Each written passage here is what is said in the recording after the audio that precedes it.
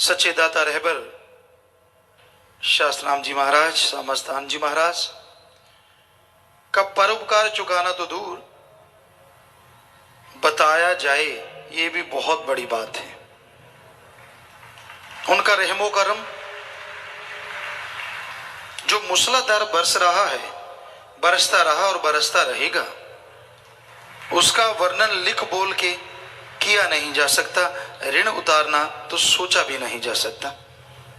माँ बाप का ऋण कहीं ना कहीं जीव तब उतार देता है जब वो अच्छे नेक कर्म करके दुनिया में नाम रोशन कर देता है, तो माँ बाप का ऋण उतर जाता है। जब उसके नाम से माँ बाप की पहचान हो जाती है तो माँ बाप का ऋण उतर जाता है। लेकिन गुरु संत पीर फकीर जो मालिक से जोड़ते हैं, अल्लाह मालिक की भक्ति इबादत की चर्चा करते हैं, उनका ऋण उतारना कल्पना भी नहीं की जा सकती। हम तो अपनी बात करते हैं। तो सतगुरु मालिक ने, दाता रहबर ने जो नवाजा, कहने सुनने से परे। और आज का दिन साथ संगत का जज्बा है। हमें जिन्होंने जन्म दिया, हमारे बापूजी जिन्होंने हमें जन्म दिया, जन्मदाता मगर सिंह जी नंबरदार, तो उसके लिए साथ संगत हर साल ब्लड डोनेट करती है। तो भाई, उस दाता रहबर का ही ये कमाल, ऐसी जगह जन्म दिलाया या ऐसी जगह जन्म दिया, यहां सब लोग परमार्थ में रंगे हुए थे। सबका भला करना बापूजी सिखाते, खुद भला करते, भले की प्रेरणा देते। परिपूर्ण तो सदगुरु मौला राम ही हो सकता है, आदमी तो नहीं हो सकता, इसमें कोई शक नहीं, कोई दो राय नहीं। लेकिन उनके जो उपकार हैं, गरीबों का भला करना, खाना खिलाना, लड़कियों की शादियां करवाना, और जो भी गांव में सांझे अच्छाई नेकी के कार्य होते थे उनमें बढ़ चढ़ के हिस्सा लेना, तो ये अपने आप में बेमिसाल बात थी। और दूसरी बात ये कि हमारे साथ उनका एक अलग ही व्यवहार होना। शायद संतों ने उन्हें कहा था कि आपके घर में जो पैदा होंगे आपके पास ज्यादा देर नहीं रहेंगे, जिनकी चीज उनके पास। तो बेपरवाह जी ने जितनी देर रखा उनके पास रखा, फिर अपने पास बुलाया। तो किसी माँ बाप को 18 साल बाद बच्चा पैदा हो, बहुत बड़ा घराना हो, और उसको भी ये बता दिया जाए 23 साल तक आपके पास रहेंगे, फिर वहीं चले जाएंगे, तो वो आदमी फट सकता है। लेकिन क्या मजाल, बापूजी ने किसी को भी कभी जिक्र किया हो कि ऐसा होने वाला है या ऐसा होगा। हमें लाड़ बहुत करते, बैराग में आ जाते, रोने लग जाते, बहुत प्यार करते, एक पल भी हमारे को देखे बिना नहीं रह पाते। अगर हम खेत में भी चले जाते, जो हमारा शौक भी था और जरूरत भी थी, खेतों में काम करते थे, तभी खाना पीना होता था। भाई, बड़े खेत चाहे कितना ही बड़ा हो, जिम्मेदार जानते हैं अगर करेंगे नहीं तो खाएंगे क्या। पर उनको बड़ा अजीब लगता, मकान पे चढ़ जाना, बुलाना, जल्दी आ जाएं, या फिर हमारे पीछे खेत में पहुंच जाना, ये आम बात होती थी। इतना प्यार, इतनी मोहब्बत देना, शायद कहीं ना कहीं ये भी अंदर रहता था कि इन्होंने चले जाना है। बहुत प्यार, उनकी भावना भी ऐसी थी। और दूसरा, जब हम आश्रम में आते थे, शुरू से आते थे, 1972-73 में जब नाम ले लिया था तभी से आते थे। कभी साल में आगे, थोड़ा कम आते थे, छोटे थे, कभी 6 महीने में, कभी 3 महीने में ऐसे आते थे। फिर जैसे जैसे 23वां साल नजदीक आता गया तो वो आना जाना कई गुना बढ़ गया। हम सेवा करने लगे, कहीं भी कोई सेवा होती सेवा करते, बोरियां उठाते, कई बार आश्रम के चने होते, गेहूं होती, तो उसको संभालना, और भी बहुत सारे कार्य जो आश्रम में चलते, फावड़े का कार्य, काटने का, फसल काटने का कार्य, लंगर पहुंचाते, गाड़ी थी तो उस समय कुछ बात और थी। तो इस तरह जो भी कार्य मिलता सेवा किया करते। तो जैसे ही 23वां साल नजदीक आया तो उनको बोला ही हुआ था, तो वो थोड़ा सा वैराग्य में ज्यादा आने लगे। हमसे तो कभी कुछ नहीं कहते थे, हमारी माता जी से कहते कि इनको रोका करो, बहुत ज्यादा जाने लगे हैं, खेत का काम कौन संभालेगा, इतना बड़ा खेत है, बच्चे हैं छोटे छोटे, क्योंकि जो छोटी बेटी है वो तो 1 साल की थी, और दोनों जो बड़े बेटी बेटा हैं वो उस समय शायद 4-5 साल के ऐसे करीब रहे होंगे। तो कि ये बच्चे इनको संभालते नहीं करते नहीं, हालांकि हम जब भी जाते उन बच्चे भी हमारे साथ खूब प्यार था है, और मालिक के वचन है बेपरवाह जी के हमेशा रहेगा उनके वचन। इस तरह से कई तरह की बातें कहते माता जी को, आप रोको इनको, ठीक है आश्रम जाएं, लेकिन इतना ज्यादा। तो माता जी ने हमें कहा, हमने कहा जी ये तो हमारा कर्म है, इसको हम कैसे छोड़ सकते हैं। आपको कोई तकलीफ आए तो बताइए, खेतों में कोई कमी, कहते नहीं। घर में कोई कमी नहीं। बच्चों से पूछा भाई आपको, कहते नहीं कोई ऐसी बात नहीं है, किसी को कोई कमी नहीं। तो हमने कहा फिर तो कोई दिक्कत ही नहीं है। कई बार हम यहाँ आते सेवा करते, 1 दिन 2 दिन 4 दिन 5 दिन जितना भी रुकते, और कई बार ऐसा भी होता कि जैसे 2 दिन लगा के गए, रास्ते में चले जा रहे होते और सोचते यार आज नहीं आना था, तो वहीं से वापस आ जाते। कई बार ऐसा हुआ, गुरुसर मोडिया के पहले गांव है 3-4 किलोमीटर दूर, सूरावाड़ी उसका नाम है, तो हम वहां पहुंचते और वहीं से सरसा वापस आ जाते। कई बार शाम को रात को यहाँ वापस पहुंचते। कई बार ऐसा होता कि मजलिस में अभी इतना टाइम पड़ा नहीं यार, दर्शन तो जाके वापस करने दिल कर रहा है, बस आत्मा नहीं मानती, दर्शन करने, तो वहीं से गाड़ी दौड़ाते और यहाँ पहुंच जाते। लेकिन बापूजी को ये मालूम था, और जैसे हमने जब बेपरवाह जी ने आदमी भेजे जहाँ से कि उनको लेके आओ, तो हमने उनको बोला कि भाई अब तो बुलावा है और हमने जाना है। आपको कोई हमने कुछ कहा हो कभी जिंदगी में, कभी कुछ बोल दिया हो, क्योंकि हम रोक देते थे हर बात के लिए। जैसे फसल होती तो हम कहते ये नहीं ये करेंगे, क्या माता जी से तो खैर ज्यादा ही होता था। माँ बाप जैसी बात नहीं थी, बहन भाई जैसी बात होती, लड़ाई झगड़े चलते रहते, छोटे छोटे, ऐसे नहीं कि लंबा चौड़ा कोई काम, जैसे भाई बहनों में प्यार के होते हैं उसी तरह। बल्कि कई बार पड़ोसी कह देते कि आपके घर में कितने बच्चे, तो वो कहते एक ही, कहते नहीं ऐसे लगता 5-4 बच्चों को, कि हम आगे भागते माता पीछे भागते, पकड़ा पकड़ी। बापू जी कहते कि तो क्यों, ये आपके काबू आने वाली चीज नहीं है, मत इनसे पंगे लो। तो ऐसी ऐसी बातें चलती रहती। तो उस दिन जब हमने बापूजी को कहा कि भाई टाइम हो गया है और हमने सतगुरु ने बुलाया है, हम तो जाएंगे, तो बापूजी कहने लगे, रोने लगे, बैराग में आ गए, हमारे कंधे पे हाथ रखा, कहने लगे मुझे तो पहले ही पता था, इसलिए तो मैं आप परेशान रहता था कि आप जाओगे, ये तो होके रहेगा। अंदर मेरी आत्मा कहती कि तू क्यों परेशान हो रहा है, ये तो होके रहेगा, जब संतों ने कहा था। पर मन नहीं मानता था कि नहीं जाए ना, बस मेरी नजरों से दूर ना होए, कुछ ऐसा ना हो जाए, बिल्कुल भी एक पल भी दूर ना। जिनके बच्चे होते हैं उनको पता है कितना प्यार होता है, कितनी मोहब्बत होती है, खास करके वो जिनका इतना बड़ा घराना हो और इतने नेक और हक हलाल की कमाई करने वाले। कई बार ऐसा भी होता, सत्संगों के बाद भी हम यहाँ से एक बार शायद मध्य प्रदेश के झाबुआ साइड में चले गए सत्संग करते करते। वहाँ नंगे लोग रहते थे, राजस्थान के जोधपुर साइड में, कोटड़ा और झाड़ोल तहसील। तो किसी ने बता दिया बाबूजी को, वो घर में रहते थे गुरुसर मोडिया, यहाँ भी कोठी थी, यहाँ भी रहते थे। तो उनको बता दिया कि वो इतनी दूर गए हैं और वहाँ आदिवासी हैं जी, वो नग्न रहते हैं, नशे करते हैं और जहर बुझे तीर मारते हैं, किसी की सुनते नहीं। तो पिताजी तो वहाँ सत्संग करने गए हुए हैं, बस इतना सुनना था। 2-3 दिन लूज मोशन लग गए और खून के लूज मोशन चलते रहे कि हाय, क्योंकि बाप वाली जगह, बाप वाली अपनी, वो इतना बेहद हमसे प्यार करते थे, हम उसका वर्णन नहीं कर सकते। जब हम कहते तड़फने लगे, व्याकुल हो गए, बुरा हाल कि कैसे हो, बस मेरे पास आए सीधे। वो कोई ऐसा कारण बना, क्योंकि परम पिता जी के पास जब आए थे तो ये कहने लगे भी हम इनके बिना नहीं रह सकते, सारी जमीन ले लो, जायदाद ले लो, हमें एक कमरा दे दो, गुरु गुरु कर लिया करेंगे, हमने क्या करना है जब सब कुछ ही यहाँ आ गया, मेरा तो सब कुछ ये है। तो परम पिता कहने लगे नहीं नहीं, हम आपसे कुछ भी नहीं लेंगे, ऐसा कोई कुर्बानी नहीं, आपकी ये बहुत बड़ी कुर्बानी है जो ले रहे हैं, तो हमेशा लोग आपको याद रखेंगे और महान कुर्बानी है, और हम तो इनसे ले नहीं रहे, इनकी झोली में दोनों जहान की खुशियां डाल रहे हैं। तो बेपरवाह जी से फिर कहा कि जी कभी आ जाया करें हमारे वहां 15 दिन के बाद, महीने बाद। बेपरवाह जी कहने कोई बात नहीं, हम कहेंगे, देख लिया करेंगे। तो हम जब वहां झाबुआ से या उस साइडों में सत्संग कर रहे थे तो वो तड़फ रहे थे, ऐसे खून का लूज मोशन लग गए।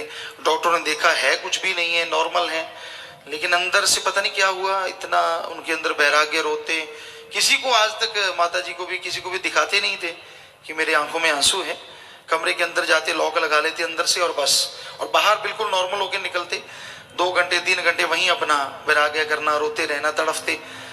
तो जब वो ऐसे तड़फ रहे थे तो वहीं से हम सीधे गुरुसर मोड़ी आए और पहले ही कहने लगे कि सत्संग हो गई, माता जी को, बच्चों को, कि यहाँ आएंगे संत जी, हमें संत जी कहते, यहाँ आएंगे, सीधे आएंगे। कहने लगे हो ही नहीं सकता, कोई रास्ता ही नहीं है इधर से, वो तो उधर से आएंगे जयपुर साइड से और सीधा सरसा जाएंगे। वो ऐसा कुदरत हुआ कि वाकई उस रास्ते से आए और अचानक हमने कहा कि भी अपने गुरुसर मोड़िया चलना है, वहाँ से होके चलेंगे। और जब वे जैसे वहाँ पहुँचे तो बस बड़े खुश।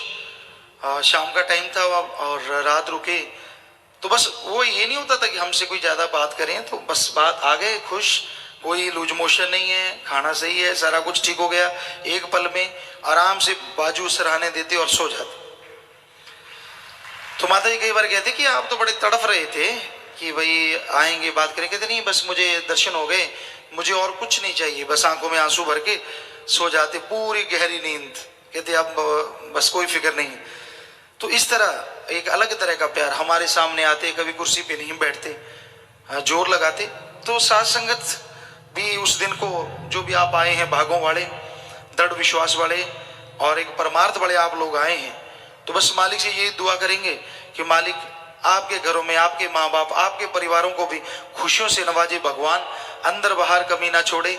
जो परमार्थ में ये लोग बढ़ चढ़ के आप हिस्सा ले रहे हैं, कई सत्संगों का फल आपकी झोलियों में डाले। जो ब्लड डोनेट कर रहे हैं, आज सेवा कर रहे हैं, बस मालिक से यही दुआ करते हैं, क्योंकि प्यार उन्होंने हमसे किया, आपने हमसे किया, तभी आप ये मना रहे हैं। तो ये इस घोर कलयुग में कोई आसान नहीं है कोई अपने सतगुरु से, अपने मौला से प्यार करे।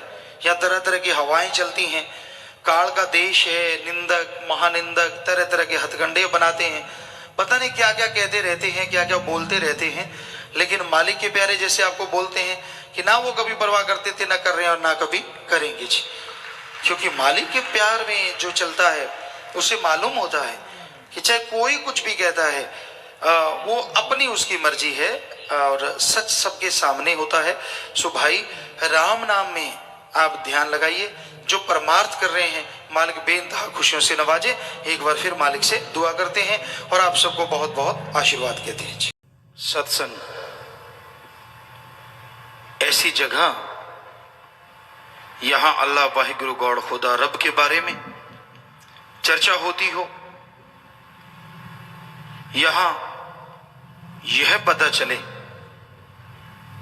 कि नाम करोड़ों हैं पर वो ताकत एक है, उस एक को पाने का रास्ता मिले,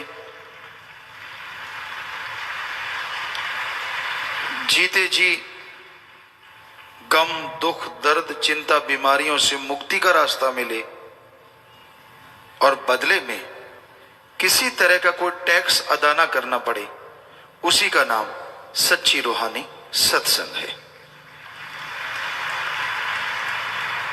वैसे तो आपको बहुत बार बताया, सत्संग यानी सच का साथ, पर सच ऐसा सच, सच था, सच है, सच रहेगा। हर चीज बदल जाती है, रोजाना सूर्य, नक्षत्र, ग्रह, चंद्रमा, धरती में परिवर्तन निश्चित है और वो परिवर्तन हो रहे हैं। किसी में परिवर्तन नहीं होता तो वो ओम हरि अल्लाह गॉड खुदा रब है। उसमें कभी कोई परिवर्तन नहीं आता। उस अपरिवर्तनशील मालिक को, सदा सच रहने वाले मालिक को देखने के लिए इंसान के अंदर एक रास्ता है। किसी भी मंजिले मकसूद पे आपने जाना हो, उसके लिए रास्ते होते हैं। किसी शहर में जाना है, बस है, गाड़ी है, पैदल जा सकते हैं। दूर दराज जाना है तो ट्रेनें हैं, बसें हैं, जहाज हैं। तो उसी तरह एक बहुत दूर देश है जिसे अनामी निज धाम सतलोक कहते हैं। यहां वो मालिक अपने पूरे शबाब पे नूरे जलाल में रहता है।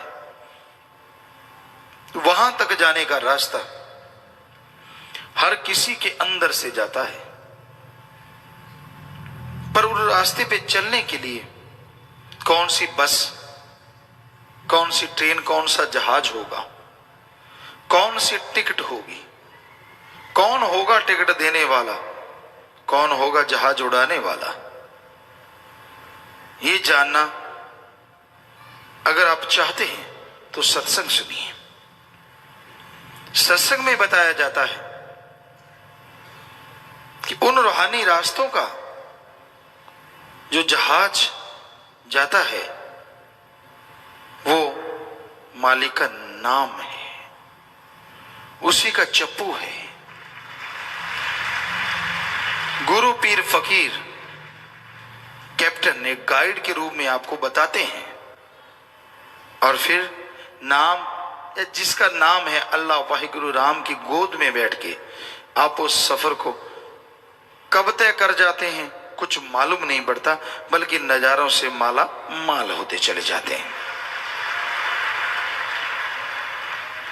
तो सत्संग में वो टिकट दी जाती है जो उस जहाज पे चढ़ा दे, जो सीधा अनामी जाता है, और उस टिकट को कहते हैं गुरु मंत्र, नाम, कलमा, मेथड ऑफ मेडिटेशन। आपने उसका अभ्यास करना है, आपने उसका जाप करना है। और उसकी निशानी क्या है? अगर आप कंटिन्यू लगातार घंटा सुबह शाम 2-3 महीने लगातार उसका जाप करते हैं तो उसकी निशानी यह है कि आप जीते जी गम, दुख, दर्द, चिंताओं से मुक्ति हासिल करने लगेंगे।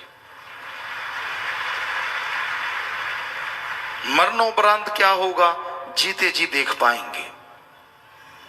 जीता जी आप सुख से जीवन व्यतीत करेंगे और मरणोपरांत आवागमन से मुक्त हो जाएंगे। ऐसी है राम नाम, अल्लाह मालिक के नाम में ताकत, पर अगर आप जाप करेंगे तो पाएंगे। आपको बादाम दें, आपको घी, दूध, कितने भी मेवे मिष्ठान आपके सामने रख दें, आप खाएंगे नहीं, हजम कैसे होगा और पावर कहां से आएगी? सिर्फ सजदा करने से, धोख मारने से, माथा टेकने से तो वो बादाम या वो घी, दूध की ताकत आप हासिल नहीं कर सकते। उसी तरह अल्लाह वाहिगुरु राम का नाम है, जब तक आप उसके नाम को खाते यानी अभ्यास नहीं करते तब तक तमाम ताकतें आप पे जाहिर नहीं होंगी और आप कंगाल के कंगाल रह जाएंगे। जीते जी माला माल होना है। जिंदगी गुजर रही है और कुछ भरोसा नहीं होता। हर चीज की गारंटी बुनियाद होती है, पर जीवन की क्या बुनियाद? लोग घर से निकलते हैं, सफर तय करेंगे, ये काम करेंगे, वो करेंगे, फला करेंगे, और ऐसा एक्सीडेंट होता है प्राण पखेरु उड़ जाते हैं। कुछ होश नहीं होता, कुछ पता नहीं होता क्या होने वाला है। सब तमन्नाएं, सब इच्छाएं धरी धराई रह जाती हैं। सो कहने का मतलब, आप किस चीज की वेट कर रहे हैं, इंतजार किस चीज का कर रहे हैं? कब करेंगे आप इबादत, कब करेंगे आप सुमरन? क्या कोई भयानक बीमारी को उड़ीक रहे हैं, या फिर आप अपने कर्मों के बोझ तले दब जाएं तब आप उसको याद करेंगे? क्या सोच रहे हैं आप? क्यों नहीं सुख की जिंदगी में उसे शामिल कर लेते जो हमेशा आपकी जिंदगी को सुखमय रखेगा? और हैरानी ये है, उसको शामिल करने में टैक्स नहीं देना। आज पत्थरों की भी कीमत, बेश कीमत, हीरे जवाहरात बेशकीमती हैं, सोना चांदी सब बेशकीमती हैं, कीमत बढ़ रही है। तो क्या ये आपके आने वाले दुखों को हर लेते हैं? थोड़ा बहुत सहारा बनते हैं। आप उन पैसे से सुख के साधन जुटा लेंगे, लेकिन कर्मों की जब मार पड़ती है ना, जितना मर्जी पैसा खर्च कर लो, कई बार बीमारी हटने का नाम नहीं लेती। क्या फायदा हुआ उनका? कितना खर्चा किया, लाखों करोड़ों रुपए हैसियत के अनुसार। पर एक ऐसी रसायन है, ऐसी औषध है, ऐसी दवा है जिस पे एक नया पैसा खर्च नहीं करना, और वो हर बीमारी के लिए रामबाण है, लगेगी ही लगेगी। कोई दवा लगे ना लगे, आदमी सोचते हैं ऐसी कौन सी दवा है? वही जो आपने ली है, जो लेना चाहते हैं, राम का नाम, अल्लाह की इबादत, वाहिगुरु की याद, गॉड्स प्रेयर। वो एक ऐसी दवा है, सुबह शाम नियम बना लो और उसको लगातार लेते रहो। दुख आए सुख आए परवाह ना करो, एक दिन ऐसा आएगा सारे दुख जल जाएंगे और आपके जीवन में बहार छा जाएगी। क्योंकि जिसे वो देता है उसे अजमाता है, और अजमाने के बहाने और रहमतों के खजाने उसी पे लुटाता है। इसलिए आप घबराइए ना, मन के हाथों मजबूर ना होइए, मन के उतार चढ़ाव में मत पड़ो। मन बड़ी जालिम ताकत है। वैसे तो कहते हैं हवा की रफ्तार बहुत है, और उससे बढ़ के प्रकाश की रफ्तार है, लेकिन मन की रफ्तार इन सबसे ज्यादा है। कब ये आसमान में ले जाए कुछ पता नहीं, और कब पताल में डुबो दे ये भी मालूम नहीं, कुछ पता नहीं चलता। बड़ी गति है इसकी, बड़ी तेज चाल से चलता है ये। आदमी सोचता ही रह जाता है, देखता ही रह जाता है, और ये अपना काम कर जाता है। इसलिए गुरुओं ने लिखा, संतों ने लिखा, मन के मते चलो मत कोई, गुरु कहे करो तुम सोई, ये भव में गोते खलवावे, ये गुरु से बेमुख करवावे। मन ऐसी जालिम ताकत है। इसीलिए तो इस्लाम धर्म में इसे नफ्स शैतान कहा है। ये भी एक बहुत बड़ा शैतान है, जो आदमी के अंदर सोया हुआ शैतान है, पता ही नहीं चलता इसका। कब आपके दिमाग पे हावी हो जाता है, कब आपकी बुद्धि को अपने कंट्रोल में कर लेता है, और कब आपको मालिक से दूर करने की प्लानिंग शुरू कर देता है। ऐसे करेंगे, फिर वैसे करेंगे, फिर ये करेंगे, फिर वो करेंगे। ये मन नहीं कहता कि तड़प तड़प के मरेंगे, बस वो बात छुपा लेता है, बाकी सारी तुकबंदी जोड़ देता है। ये मन की चालों को समझो। मन इतना जालिम है, सामने भगवान खड़ा हो तो भी नहीं मानने देगा अगर इसको रोका न जाए, इसको कंट्रोल ना किया जाए। भगवान कृपा कर दे तो बात अलग है, वरना मन बहुत जालिम और बहुत ढीठ है। आदमी गलती करता है तो मन की वजह से, गलती करके फिर कहता है कि तू तो कभी खुशियां ले ही नहीं सकेगा, हालांकि खुशियां मिल रही होती, ये भी मन की वजह से। तू बुरा कर्म कर ले, ये भी मन की वजह से।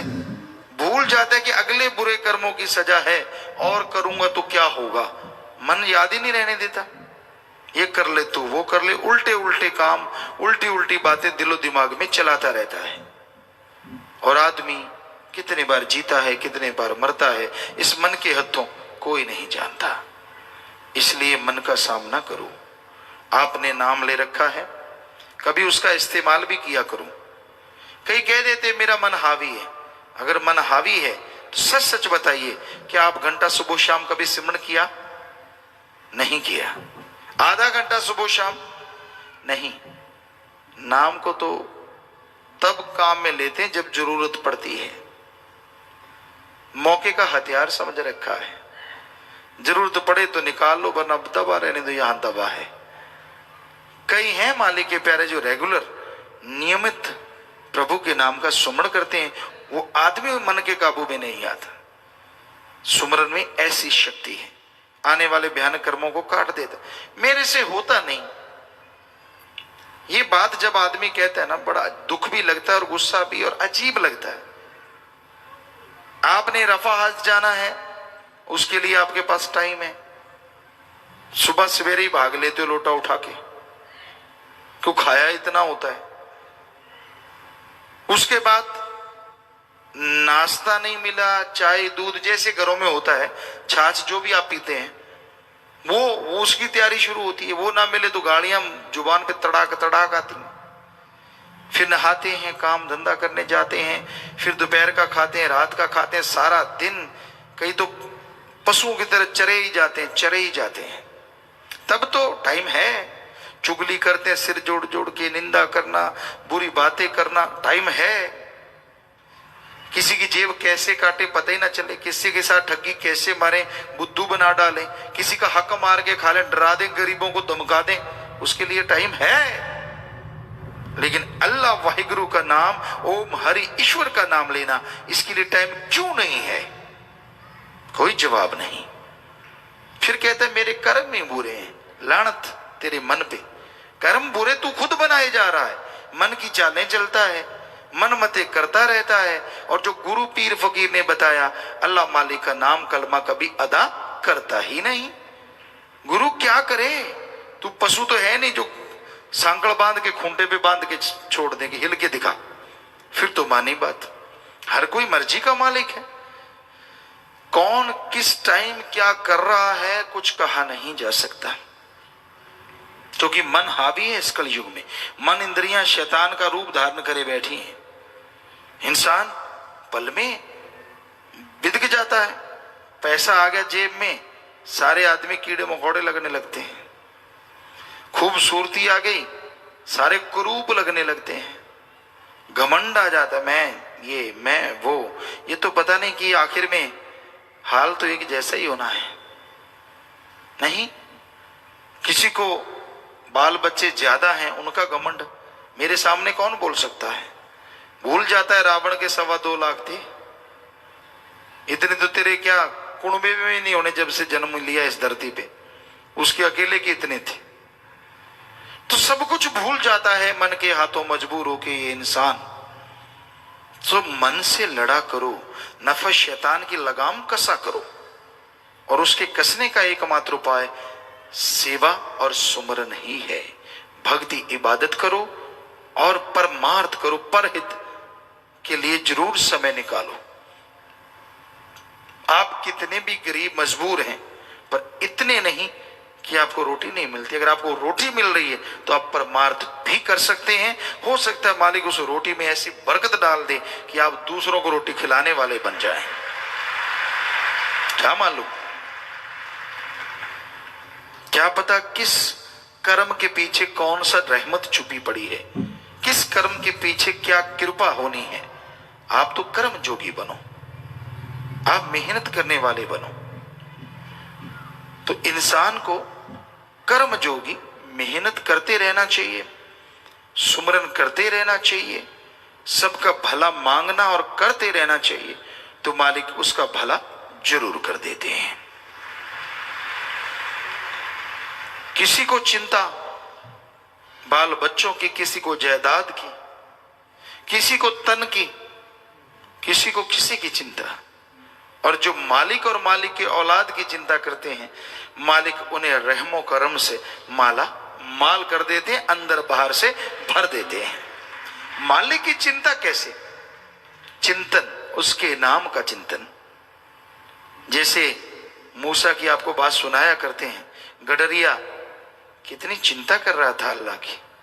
अल्लाह तू बीमार हो, मैं भेड़ बकरियों का दूध पिलाऊं, मैं तेरे पे ऊन की चद्दर उड़ाऊं, मैं तेरे पांव दबाऊं। अब अल्लाह, आप अगर सोचिए अकल वाला कोई ऐसा सोचे, वो सोचे यार ये कैसे, जैसे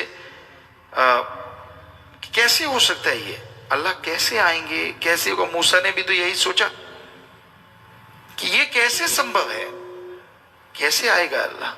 आएगा तो, यानी उसकी चिंता ही यही थी गडरिये की, सारा टाइम अपने मालिक, अपने अल्लाह, अपने राम, अपने सतगुरु मौला में खोया रहता था। और देखिए आपने सुना है कि मूसा ने जब उसे बुरा भला कहा तो वो अपने बाल नोचता, शरीर के कपड़े फाड़ता, जंगल में भाग गया। अगर मूसा भी रोज इबादत करने वाले थे, वो इबादत पे बैठे कि वो मेरे से बहुत गुनाह हो गया, अंदर एक चोट लगी। कहां अल्लाह ताला फौरन रहमो करम बरसा देते थे, और कहां कई घंटे बैठने के बाद मात्र आवाज आई कि मूसा तुझे दुनिया में भेजा है मुझसे जोड़ने के लिए, तोड़ने के लिए नहीं। तूने जिस गडरिये का दिल दुखाया है वो मेरा बड़ा अजीज, मेरा बड़ा प्यारा भक्त है। तो मूसा फिर गए।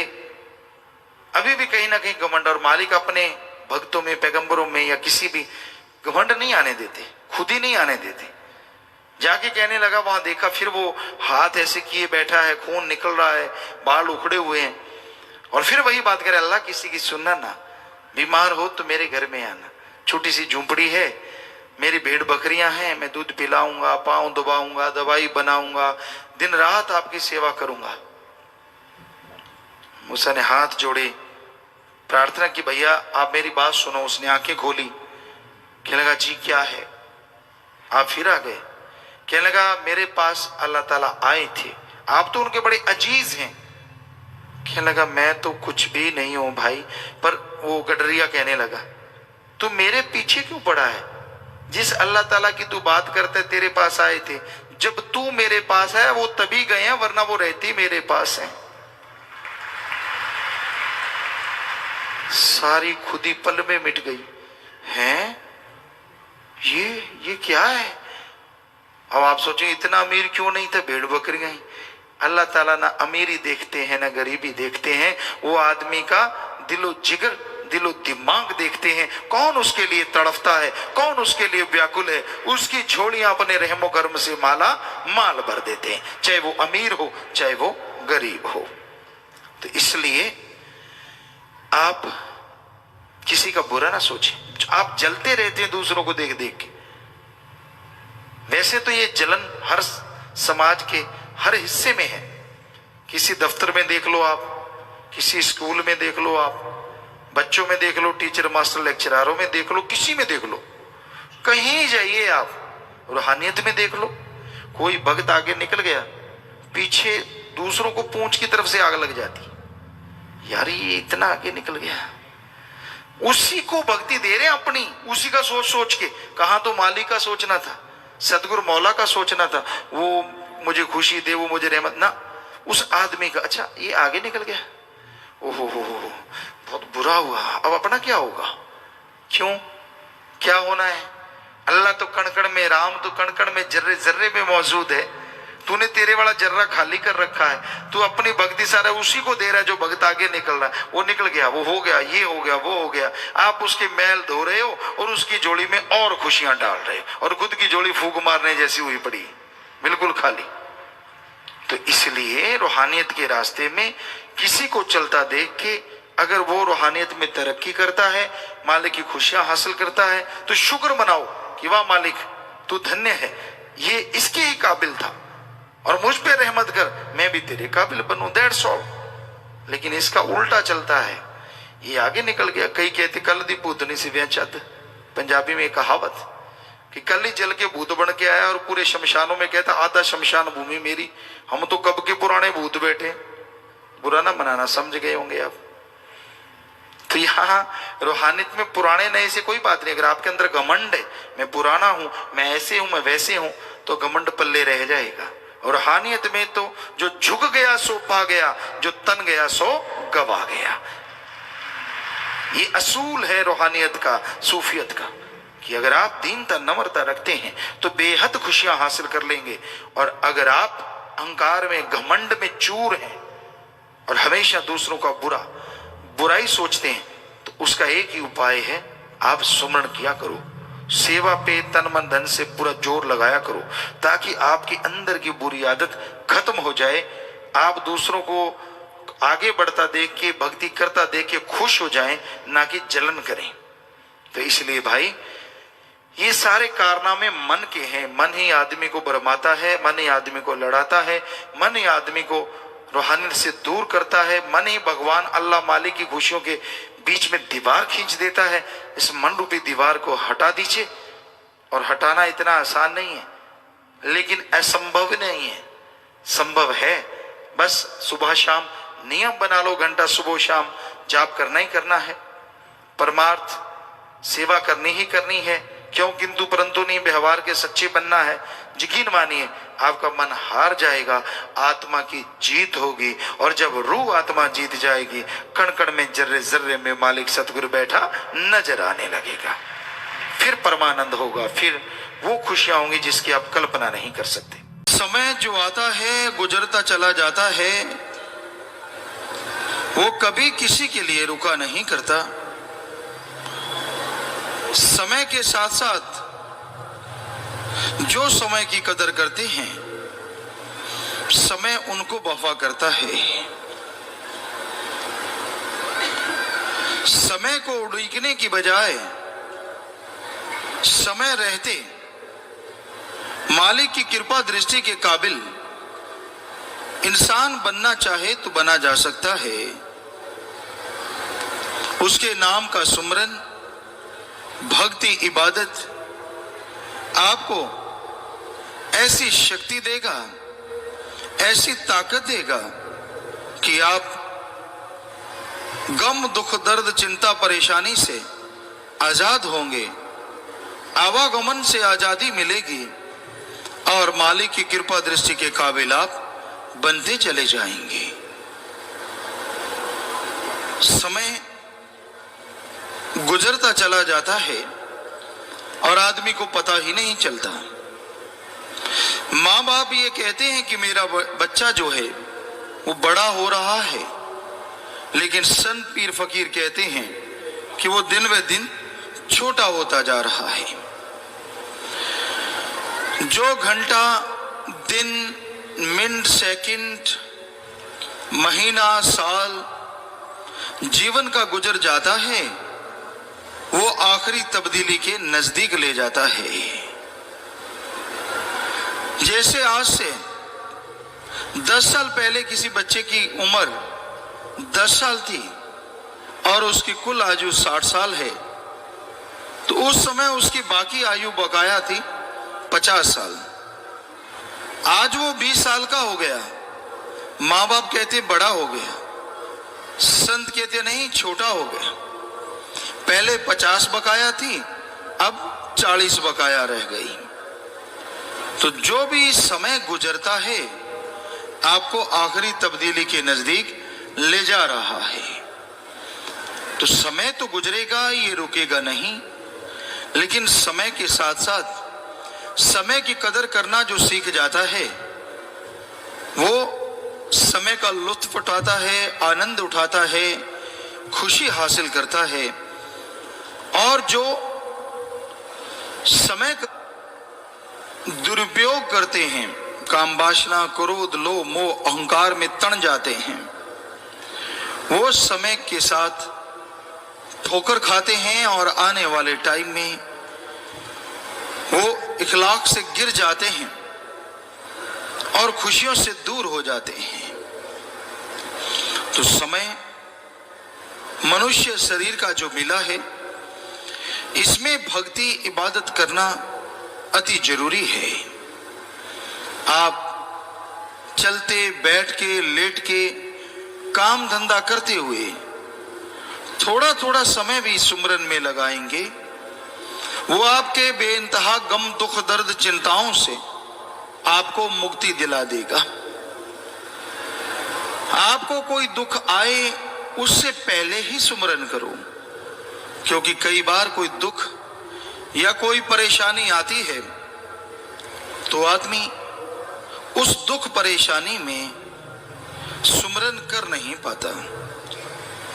इसलिए समय आने से पहले पहले भक्ति, इबादत अगर कर ली जाए तो दुख परेशानी से मुक्ति मिल जाती है। आप किसी भी चिंता में रहते हैं, किसी परेशानी में रहते हैं, अगर आप थोड़ा सा समय राम नाम के लिए फिक्स कर दें तो वो परेशानी दूर होने लगेगी। जैसे कपड़े में मैल लगी होती है, दाग धब्बे लगे होते हैं, अच्छी साबुन मिल जाए और वह साबुन लगा के घिस घिस के कपड़े को धोया जाए तो कपड़े के दाग धब्बे मिट जाते हैं। तो उसी तरह इंसान को राम नाम की साबुन लगाना चाहिए। राम नाम की साबुन लगाने से जन्मों जन्मों के जो पाप कर्म रूपी धब्बे आत्मा पे लगे हुए हैं, बुराई का गिलाफ जो जीव आत्मा पे चढ़ा हुआ है, राम नाम की साबुन लगाने से वो गिलाफ उतर जाता है और आत्मा पवित्र बन जाती है, इस काबिल बन जाती है कि उसे दोनों जहां की खुशियां मिलनी शुरू हो जाती है। उसे परमानंद की प्राप्ति होती है और आत्मा यहां वहां दोनों जहां में उस खुशियों को हासिल कर लेती है जो कल्पना से भी परे हैं। पर इसमें रुकावट बनते हैं आदमी के विचार, आदमी के बुरे कर्म। जब आदमी बुरे कर्मों में गिर जाता है, जब मन की बात ज्यादा अच्छी लगती है, जब इंसान अपने मन के बहकावे में आ जाता है तो उस टाइम गुरु पीर फकीर भी अच्छा नहीं लगता। मन बड़ी बुरी बला है, ये आदमी को अपनी गलती कभी मानने नहीं देता और दूसरों में सारी गलती निकाल के खुद को पाक साफ बना देता है। ऐसा कलयुग का टाइम है, ऐसा भयानक समय है, हमने अजमा के देख लिया। आप बिल्कुल चुप रह जाओ तो नहीं संसार छोड़ता, किसी को कुछ बोल दो फिर तो छोड़ने का सवाल ही नहीं होता। आप चुप चुप रहते हैं तो लगता है आप किसी से नाराज हैं, आप पे इल्जाम लगेगा, आप किसी से गुस्से क्यों हैं? अरे भाई, आपके अंदर अगर कोई बुराई है, कोई गुनाह है, कोई कमी है तो वो कमी की वजह से आपको लगता है कि कोई आपसे नाराज है, वरना तो मतलब ही नहीं। तो ये हमने अजमाया। आम आदमी की तो बिसात क्या है, लोग संत पीर फकीरों को नहीं छोड़ते। अगर वो चुप रहते हैं तो कहता है इंसान, उसका मन कहता है जी मेरे से नाराज हैं, मेरी तरफ देखते नहीं। कितने बार भी देखा जाए लेकिन उसको लगता ही नहीं देखते। कहते ना मेरे से ऊपर देखा, मेरे से आगे देखा, क्यों? तू क्या चीज है, गायब हुआ बेटा है क्या जो तू बीच में रह गया? पर जो मन जालिम है, चीज ऐसी है, गलती खुद करता है, दोष दूसरों पे मढ़ता है। तो इतना जालिम है ये मन, इतना भयानक है ये मन कि आदमी को गुरु से बेमुख भी करवा सकता है, करवाता है। स्वामी जी ने ऐसे नहीं लिखा, बिल्कुल सच लिखा है, 100% सच लिखा है और आज वो सामने आ रहा है। अपने आप को फन्ने का कहलवाने वाले लोग, अपने आप को कि हाँ जी मैं तो बड़ा गुरमुख हूं, भक्ति करने वाला हूं, और जब मन मरोड़ा चढ़ाता है तो पल में अकड़ के बैठ जाते हैं, अदब करना ही भूल जाते हैं। याद ही नहीं रहता कि मैं भक्ति की जगह पे बैठा हूं। लेकिन मन चीज ऐसी है, किया क्या जाए। जब इसका दांव चलता है तो आदमी चारों खाने चित्त हो जाता है।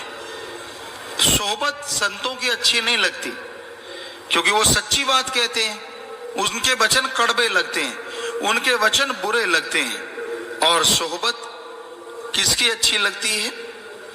तो किसी महात्मा ने लिखा, सोहबत लगदी मिठड़ी मूर्खा दी, दीवा ज्ञान दा असल बुझाई जन्ने। सोहबत जो मूर्ख होते हैं, निंदा, चुगली, बुराई, कहीं बैठ के सिर जोड़ के दूसरों की बुराई गाना, गलत बोलना, गलत कहते रहना, जिनकी आदत बन जाती है, हैबिट बन जाती है, तो उनकी सोहबत, उनका साथ अच्छा लगता है। सोहबत लगदी मिठड़ी मूर्खां दी, दीवा ज्ञान दा असल बुझाई जन। जो ज्ञान गुरु पीर फकीर देते हैं, उनको मन के पीछे लग के बुझा देता है। देव छड़ के मुक्त नू देन वाला, पूजा बुत पुरस्त कमाई जन। जो दाता है, जो रहबर है, जो दोनों जहां का मालिक है, जो कण कण में है, जर्रे जर्रे में है, हर जगह है, उससे प्यार मोहब्बत तोड़ के तू अपनी बनाई हुई तस्वीरों पे, अपनी बनाई हुई कलाकारी पे ये सोचता है कि ये मालिक है, और उसमें खो जाता है, असलियत से दूर हो जाता है। जारी तोड़ के सचड़े गुरु नालों, होर झूठिया नाल बधाई जन्ने। सच्चे संत कभी किसी को बुरा नहीं कहते, कभी किसी को गलत नहीं कहते, लेकिन ऐसा कलयुग है, ना कहते हुए भी लोग नहीं छोड़ते। कुछ भी ना कहो, साधारण बात हो तो भी गुरु ने कहा तो कहा क्यों, और वो बात कि सब कुछ तबाह बर्बाद कर देना, भाई मंज ने किया, बड़े इतिहास में महापुरुषों ने, और आज के युग में भी कोई कमी नहीं है।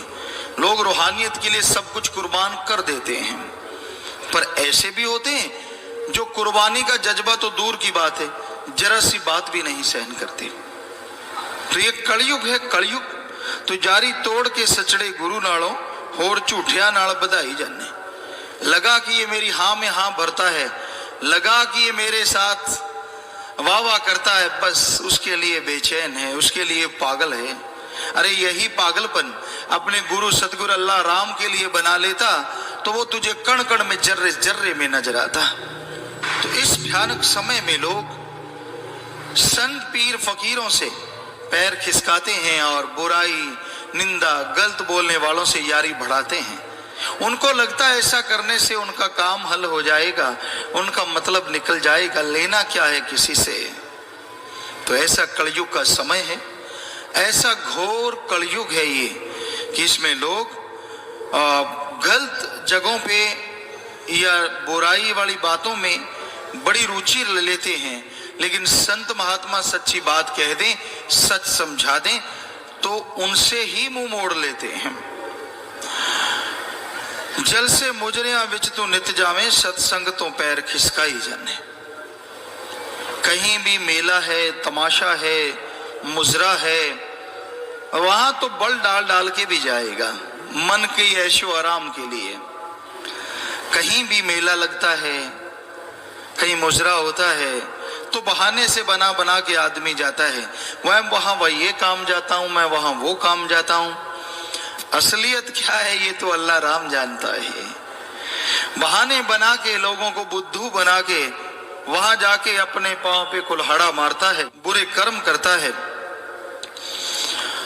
तो ये बड़ी गलत बात है कि सत्संग से यहां अल्लाह राम की चर्चा होती है, यहां मालिक से मिलने का ढंग बताया जाता है। लोग उधर से पैर खिसका लेते हैं, बदल लेते हैं, और यहां पे खुद पैसे देते हैं और सामने सब झूठ होता है। वहां बुद्धू बनने के लिए पैसा देके भी पश्चाताप नहीं होता। कहां होना यह चाहिए था कि इंसान मालिक को याद करता, उसकी भक्ति इबादत में टाइम लगाता और नेक भले कर्म करता, पर ऐसा नहीं। तो समय अभी आपके हाथ में है। आप क्या सोचते हैं, आप क्या चाहते हैं? एक ही चीज, सुख, शांति, खुद को, परिवार को, बस यही निशाना है आपका, बहुत सारे लोगों का, ज्यादा जनसंख्या का। सिर्फ एक ही एम है, खुद को सुख मिले, सारी दुनिया को सुख मिले ना मिले इससे कुछ लेना देना नहीं, पर खुद को और परिवार को सुख मिले। फिर इसके लिए क्या करता है? समाज में दौड़ता है ठगी, बेईमानी, भ्रष्टाचार, पाप, दूसरों का हक मार के खाना, ये तरीके अपनाता है और सोचता है ऐसा करने से मुझे शांति मिलेगी, मुझे सुख मिलेगा। तो क्या आज बड़े से बड़ा धनाढ़ सुखी है? संसार में जो सबसे नंबर 1 धनाढ़ है, कि वो परमानंद को हासिल किया हुआ है? क्या उसकी आत्मा को परमानंद मिला है? जवाब होगा नहीं, सवाल ही पैदा नहीं होता। तो फिर जो वहां तक नहीं पहुंचे वो कैसे सोच लेते हैं कि पैसा ही स्वर्ग है? जब सब कुछ कमा के भी आदमी बेचैन है, खुशी नहीं है, तो जिन्होंने नहीं कमाया ज्यादा, पैसा जिनके पास ज्यादा नहीं है, वो ये कैसे सोच लेते हैं कि पैसा आने से सुख मिलेगा? ये सच है, जीने के लिए पैसा चाहिए, पर ध्यान दो, जीने के लिए तो आप कमाओ, जीने के लिए तो कुछ ज्यादा नहीं चाहिए। 2 कपड़े चाहिए, खाने को 2 समय का भोजन चाहिए, रहने को मकान बन गया, चारपाई मिल गई तो जीने के लिए काफी है। चारपाई भी नहीं मिली तो धरती बढ़िया बिछोना है। मकान नहीं मिला तो वैसे भी आदमी के अंदर इतनी पावर है ईश्वर ने दी, तो खुले मैदान में भी रह के जिंदा रह सकता है। फिर बताओ, क्या ये सब आपके पास नहीं? क्या आप खुले मैदान में रहते हैं? नहीं, सब कुछ तो है, लेकिन पड़ोसी के चवारे ज्यादा बन गए, मेरे तो कहता है 1 मंजिल ही है, या तो उस वाला गिर जाए या मेरा भी बन जाए। बीमारी तो यही है, खुद को सुख है, उससे कुछ लेना देना नहीं, पड़ोसी को सुख ज्यादा क्यों है, इससे तिल मिला जाते हैं और अंदर ही अंदर तड़फते हुए बेचैन हो जाते हैं। तो भाई ये गलत है, ये ठीक नहीं है, ये आपका सोचना ही आपको ले बैठता है। तो जीने के लिए तो थोड़ा सा पैसा ही काफी है, लेकिन ये सब कुछ होते भी लोग कमाते हैं, और संत कहते हैं कमाओ और रोकते नहीं, लेकिन कड़ा परिश्रम करके हक हलाल से 10 किरत कमाई, हार्ड वर्क करके खाओ, जितना मर्जी कमा लो, जितना मर्जी जोड़ लो, संत नहीं रोकते, लेकिन किसी की जेब काट के मत खाओ, किसी का निवाला छीन के पेट मत भरो। अगर ऐसा करोगे तो फिर आप दुखी रहोगे, परेशान रहोगे। आज के संसार में दोगले लोग बहुत हैं, दोगलापन बढ़ता जा रहा है। आपको कोई पता नहीं, आज जो आपको अपना कहते हैं कल कब निगाह फेर जाएं। वफादारियां बिक रही हैं मन के हाथों, मनमते लोगों से प्यार है, और गुरु सदगुरु अल्लाह राम से प्यार नाम मात्र है, सिर्फ दिखावे का, काम लेने के लिए। जरूरत पड़े तो कितना भी किसी को प्यार मोहब्बत से नवाजो, कितनी भी वाह कर दो, हमने अजमाया है 100% की इससे भयानक कलयुग और क्या होगा। एक आदमी अपनी इच्छाएं रखता है और सदगुरु उस पे दया में रहमत करता, उस पे नहीं उसके परिवार पे भी रहमत से नवाजता है। पहाड़ जैसे कर्म को कंकर में बदलता है बार बार, मौत जैसे भयानक कर्म को बदल देता है। वो तो क्या, सारे परिवार वाले शुक्र मनाते हैं, वाकई अल्लाह राम ने मेरी मदद की, हमारे परिवार को बचाया, एक्सीडेंट से बचाया, ऐसा हो जाना था, वैसा हो जाना था, बड़े गुण गाते हैं। और ऐसे लोगों की एक छोटी सी बात कहीं राम ना माने तो झट से वफादारी उड़ जाती है, अकड़ अकड़ के बैठते हैं, मेरे को क्या लेना है, तो मालिक ने भी क्या लेना है, तुझे काल में फंसेगा, डंडे पड़ेंगे, तू ही तड़फेगा, फिर चिल्लाएगा, फिर कहेगा कि मुझे बचा। कई अड़ जाते ना जी, चाहे कितना भी दुख आए, परेशानी आए, टेंशन लेके घूमेंगे, झुकने को तैयार नहीं, ईगो नहीं जाती, घमंड बड़ी बुरी बला है। जब जब ये आदमी के अंदर आता है उसे दोगला बना देता है, कि अपने अंदर अहंकार, लोगों को बुद्धू बनाता है, समझता मेरे को अकल दी भगवान ने। जब भगवान ने दिमाग बांटा तो कहता मुझे ही दे दिया सारा, बाकी तो कोरे घूम रहे हैं। ये गलत फहमी हो जाती है मन की वजह से। तो भाई मन को रोको, अपने अंदर की बुराइयों को रोको। मन का कुछ नहीं जाएगा और आपका कुछ रहेगा नहीं। तो नाम ही एक तरीका है जिससे आप अपने विचारों को कंट्रोल कर सकते हैं। सुमरन करते रहो तो मालिक के परोपकारों को पाके आप भूलोगे नहीं और खुशियां हासिल करोगे और गुण गाते हुए उसके नजदीक पहुंच जाओगे। ऐसे कर्म ना करो। सच्चे मुर्शिद कामिल शास्त्राम जी महाराज की कैसेट यहां पे हैं, आपने सुना होगा। उसमें साफ लिखा हुआ है, वो फरमाते हैं कि भाई निंदक की तो परछाई ना पड़ने दो जो बुरा करता है। चलो कोई मजबूरी में सुन लेता है तो 5-4 मिनट सुमरण करो। जो भी पाप कर्म बनता है जो करेगा उसकी झोली में पड़ेगा और आप भक्ति से खुश हो जाएंगे, मालिक आप पे दयाल हो जाएगा। पर जिनको कोई मजबूरी ही नहीं, आ बैल मुझे मार, ये कहावत है हिंदी की, कोई मतलब ही नहीं है, फिर भी जा जाके सिर फसाना कि भाई हाँ मेरे से तो रहा नहीं जाता, थोड़ा सुन लो यार, कुछ तो होगा। मन कहता हाँ हाँ इससे थोड़ा ही ना होता है, और ऊपर मसाला लगाने वाले और ठप्पा लगा देते हैं। तो लोग उठ में जा जाके बैठते हैं। जिनको कोई मजबूरी नहीं तो उनको तो फिर पाप कर्म भयानक झेलना ही पड़ता है। उसका फल उसके जीवन में मिलेगा ही मिलेगा। तो इसलिए नाम जपने से ही सुधार हो सकता है, वरना इस कलयुग में हम बुजुर्गों से सुना करते कि ऐसा माड़ा टाइम आया है, गुण करो चाहे अवगुण एक जैसे ही लोग लेते हैं। कैसे? आपने किसी को पैसा दे दिया उधार, जब आपने पैसा दिया तो आपको पता है क्या कहेंगे? ओहो तू तो मेरा भगवान है, तू तो मेरा देवता है। पैरों को हाथ लगाएंगे, चूमेंगे, बड़े खुश होंगे। पर जब आप पैसा लेने उनके घर चले गए, भाई 2 महीने कहे थे, 4 महीने हो गए, मुझे पैसा दो, तो आपकी भगवान वाली पदवी गायब, देवता वाली पदवी भी गायब, अजी छोड़ो आदमी वाली पदवी भी गायब। आप राक्षस बन जाओगे। कमीना आ गया। क्यों कमीना है? गालियां देंगे। क्यों गालियां दे रहा भाई? उसने तेरे पे गुण किया है, उपकार किया है, और वो अब लेने आ गया अपने वापस, तो तेरे लिए वो गंदा हो गया। बस इतना मतलब है लोगों का। हमने बिल्कुल अजमाया है, जब तक देते रहो तो गुणगान गाते हैं, और देना बंद कर दो तो भाई गुणगान तो क्या, उनको लगता है कि अगर मुंह ही ना करें तो बढ़िया रहेगा।